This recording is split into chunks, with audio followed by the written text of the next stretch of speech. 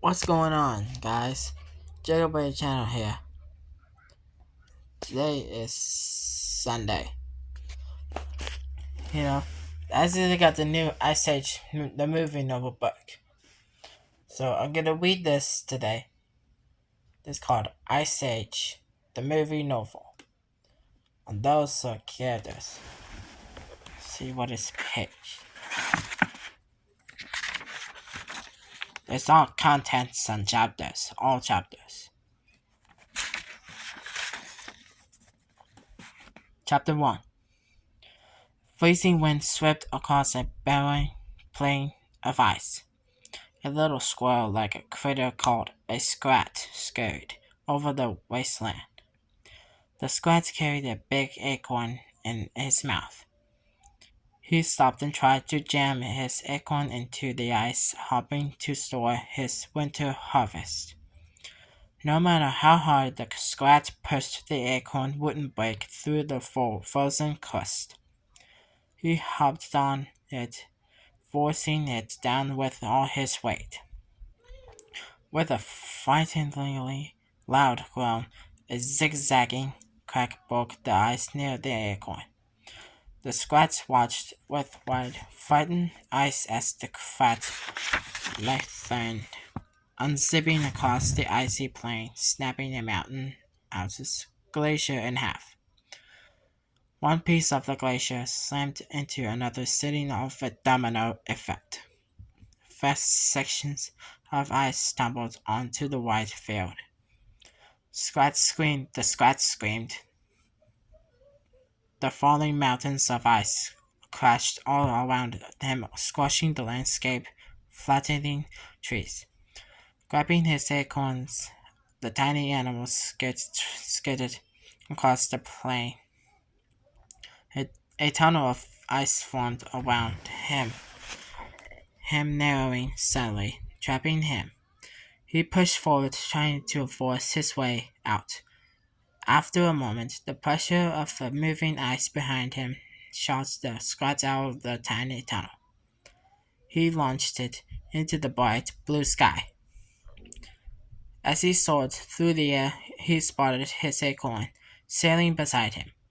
He grabbed it and smiled.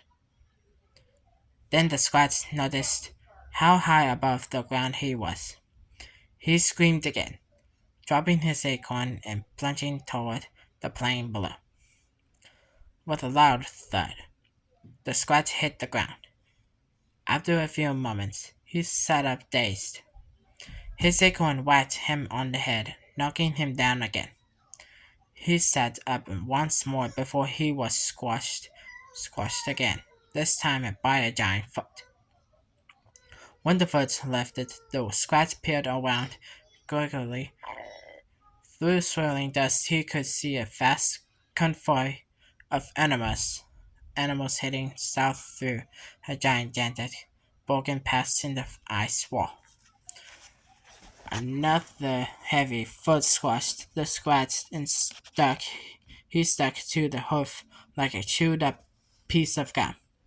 The Scrat whimpered as he dragged it away from the acorn. Near the front of the migration line, two freaky mammals waddled south. One craned his head toward his companion. "But how do we know it's an ice age?" he asked. "Because of all the ice!" the other freaky mammal yelled. The ground began to shake with thunderous footsteps. A gigantic, majestic creature lumbered through the crowd of a line like an 18-wheel truck driving the wrong way through traffic. The giant animal had thick, metallic orange-brown fur and sweeping, curved tusk. His name was Manfred. "Spread out, coming through," the mammoth announced. Little animals scurried out of the mammoth's path. Where are you going?" One animal called out. "What are you doing?" Another one shouted. "We're migrating here." A family of stock beasts with stubbly little trunks watched the woolly mammoth fight his way against traffic. Hey! The father shouted to Manfred. Do the world a favor and move your issues off the road. Manfred wiped it out of his trunk and grabbed the creature around the neck, pulling him close. If my trunk wasn't that small, he growled, I wouldn't draw attention to myself, pal. The animal trembled.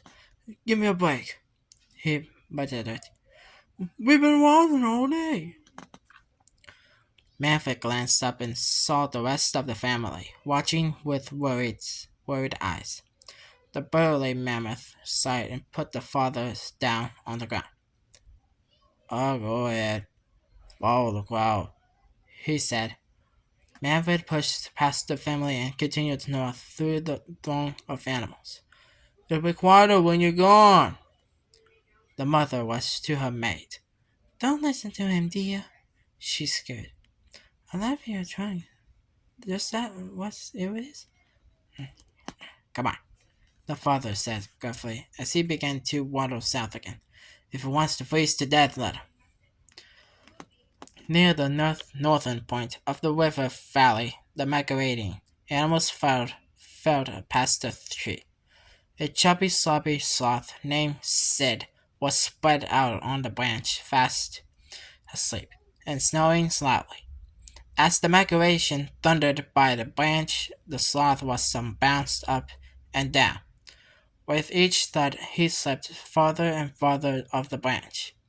Finally, ending upside down, hanging by his claws, and swaying weakly, he woke up surprised and peered around. Zach? He called, checking the branch next to him. Marshall? He climbed down to the ground. Uncle Fungus? There wasn't a single other sloth in sight. I don't believe it. They left without me. Sid threw his arms wide and held at the sky. Isn't there anyone who cares about Sid the Sloth? He buried his face in his hands and sobbed.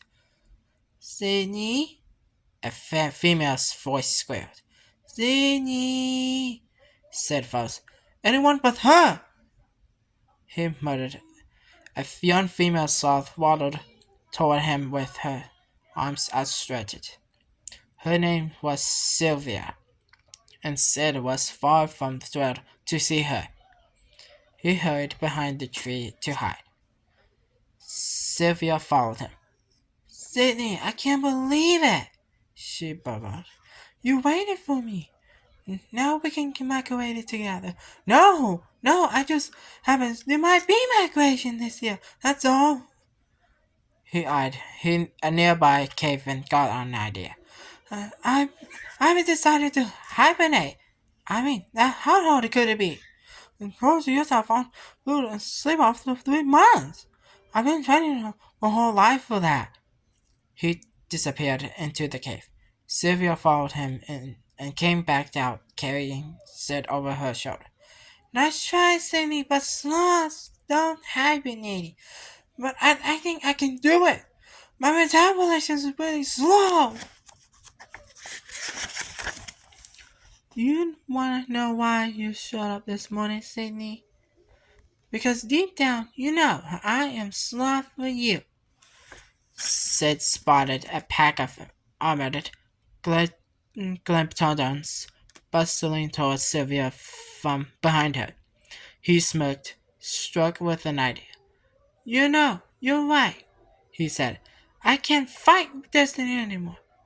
Making sure Sylvia couldn't see the Glyptodons, he stared around until she stood directly in their path. He smiled. Let me get look at you, he said warmly. Sylvia's face glowed. Oh, Sydney. At the moment, the squat Glyptodons bumped into Sylvia's legs. She stumbled on the top of them. The Glyptodons swept past Sid, carrying Sylvia down the migratory spot. Sylvia screamed in dismay. She started jogging in place, pretending he was running to rescue her. Where you going? He cried in fake alarm. Reach for me! Zinny! Sylvia screeched as the Glyptodons hauled her away. Don't worry, honey bunny, said he out. We'll find each other. The Glyptodons carried Sylvia around a corner. Once she disappeared from sight, Sid stopped pretending to jog. Phew, he said, sighing in relief. That was close. Alright. He should continue this on chapter 2. That's the characters all along this title story. Continue chapter 2 on characters like Wara Mano, John Leguizamo, and Dennis Leary. Said the Rhinos character for credit the entertainer for those. Make sure to hit the subscribe button and hit the like thumbs up to continue chapter 2. Chapter 2 continued.